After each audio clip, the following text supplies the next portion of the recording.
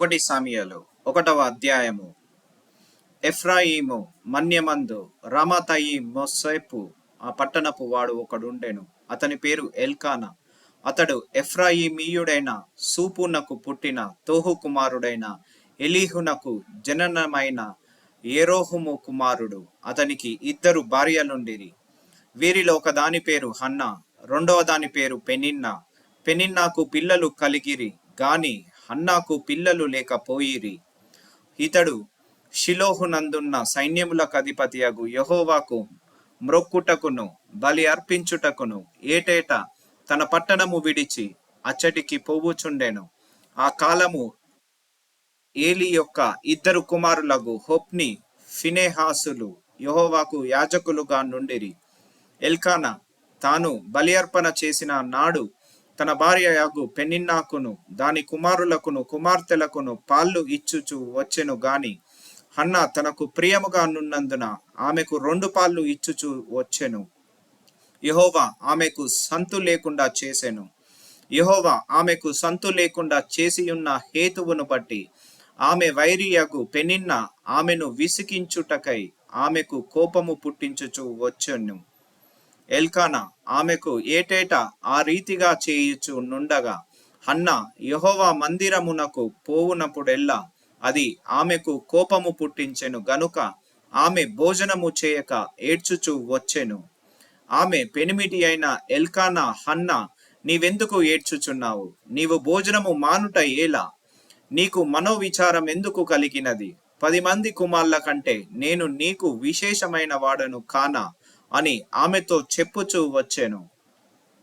వారు షిలోహులో అన్నపానములు పుచ్చుకొనిన తరువాత హన్నా లేచి యాజకుడైన ఏలి మందిర స్తంభము దగ్గరనున్న ఆసనము మీద కూర్చుని ఉండగా బహు దుఃఖాక్రాంతురాలై వచ్చి యెహోవా సన్నిధిని ప్రార్థన చేయుచు బహుగా ఏడ్చుచు, సైన్యములకు అధిపతియగు యెహోవా, నీ సేవకురాలనైన నాకు కలిగి ఉన్న శ్రమను చూచి నీ సేవకురాలనైన నన్ను మరవక జ్ఞాపకము చేసుకొని నీ సేవకురాలనైన నాకు మగ పిల్లను దయచేసిన ఎడల వాని తల మీదికి క్షౌరపు కత్తి ఎన్నటికి రానియ్యక వాడు బ్రతుకు దినములన్నింటను నేను వానిని యెహోవాకు నీకు అప్పగింతునని మ్రొక్కుబడి చేసుకొనెను.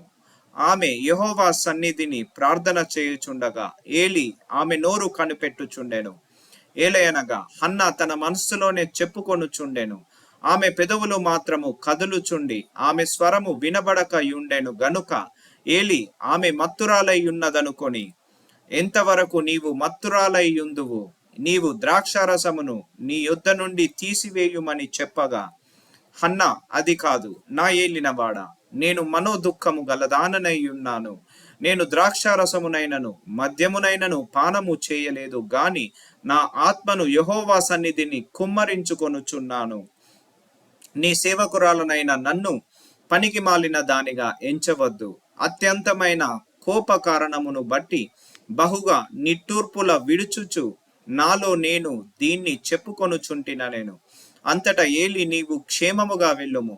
ఇజ్రాయేళ్ల దేవునితో నీవు చేసుకొనిన మనవిని ఆయన దయచేయును గాక అని ఆమెతో చెప్పగా ఆమె అతనితోనే, నీ సేవకురాలనైన నేను నీ దృష్టికి కృపనొందును గాక అనెను.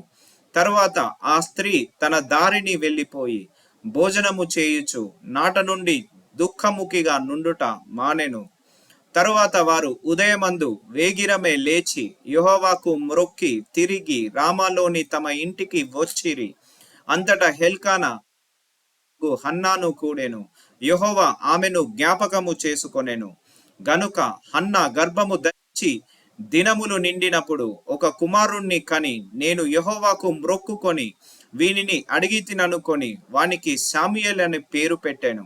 ఎల్కానాయును అతని ఇంటి వారందరూ యెహోవాకు ఏటేటా అర్పించు బలినర్పించుటకును మొక్కుబడిని చెల్లించుటకును పోయిరి. అయితే హన్నా బిడ్డ పాలు విడుచు వరకు నేను రాను, వాడు యెహోవా సన్నిధిని అగ్గుపడి తిరిగి రాక అక్కడనే ఉండునట్లుగా నేను వాణ్ణి తీసుకొని వత్తునని తన పెనిమిటితో చెప్పి వెళ్ళకయుండెను. కాబట్టి ఆమె పెనిమిటి అయిన ఎల్కానా నీ దృష్టికి ఏది మంచిదో అది చేయము. నీవు వానికి పాలు మాన్పించి వరకు నిలిచియుండుము. యెహోవా తన వాక్యమును స్థిరపరచును గాక అని ఆమెతో అనెను. కాగా ఆమె అక్కడనే యుండి తన కుమారునికి పాలు మాన్పించు వరకు అతన్ని పెంచుచుండెను.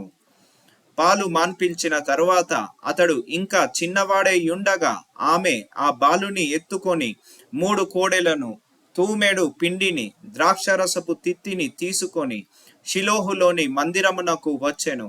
వారు ఒక కోడెను వధించి పిల్లవానిని ఏలి యొద్దకు తీసుకొని వచ్చినప్పుడు ఆమె అతనితో ఇట్లనెను, నా ఏలినవాడా, నా ఏలినవాని ప్రాణము తోడు, నీ యొద్ద నిలిచి యెహోవాను ప్రార్థన చేసిన స్త్రీని నేనే.